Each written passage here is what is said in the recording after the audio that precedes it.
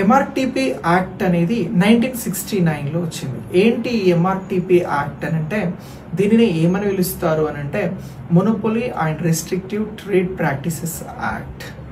ఏదైతే ఆర్థిక కేంద్రీకరణ, వ్యాపారంలో ఏకఛత్రాధిపత్యం, మోసపూరితమైనటువంటి వ్యాపారాలు జరుగుతాయో వాటిని నియంత్రించేందుకోసమే 1969లో ఈ ఎంఆర్టీపీ యాక్ట్ని తీసుకురావడం జరిగింది. ఈ యాక్ట్ వచ్చినటువంటి సమయంలో ఇందిరాగాంధీ గారు ప్రధానమంత్రిగా ఉన్నారు. ఈ యాక్ట్ రావడానికంటే ముందు కొన్ని కమిటీలు పలు కీలకమైనటువంటి సిఫారసులను చేశాయి.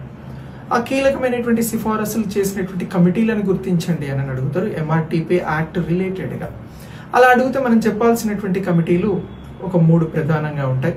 ఒకటి పిసి మహాలనోబిస్ కమిటీ. ఇది 1964లో ఈ వ్యాపారాలకి సంబంధించినటువంటి అంశాలను బేస్ చేసుకొని రిపోర్ట్ని ఇస్తుంది. తర్వాత 1967లో 1967లో మనకి హజారీ కమిటీ కూడా ఈ ఎంఆర్టీపీ యాక్ట్ రిలేటెడ్గా ఉన్నటువంటి అంశాలను స్టడీ చేస్తుంది. ఆ తర్వాత 1969లో దత్ కమిటీ కూడా ఎంఆర్టీపీ అనేటువంటి యాక్ట్ రావాలి, దాని ఆవశ్యకత ఉంది అని చెప్పేసి ఇంపార్టెన్స్ పైన రిపోర్ట్ని ఇస్తుంది. ఇలా ఈ రిపోర్ట్స్ని బేస్ చేసుకొని ఎంఆర్టీపీ యాక్ట్ అనేది తీసుకురావడం జరిగింది, monopoly and restrictive trade practices act.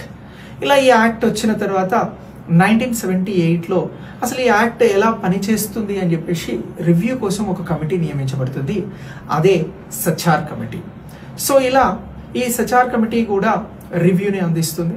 ఆ తర్వాత ఎంఆర్టీపీ యాక్ట్ వెళ్తూ ఉంటుంది ముందుకి.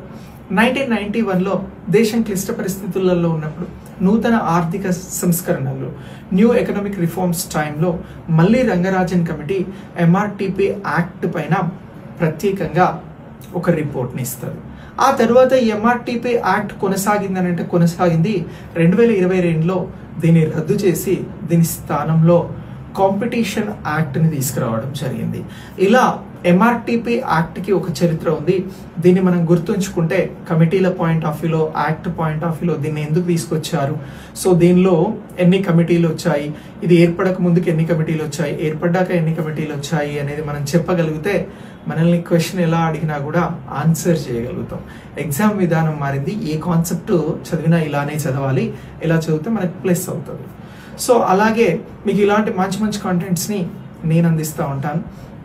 దీనికోసం మీరు ఐకాన్ ఇండియా యాప్ని డౌన్లోడ్ చేయండి. అలాగే ఐకాన్ ఇండియా యూట్యూబ్ ఛానల్ని, ఇన్స్టా పేజ్ని కూడా ఫాలో అవ్వండి.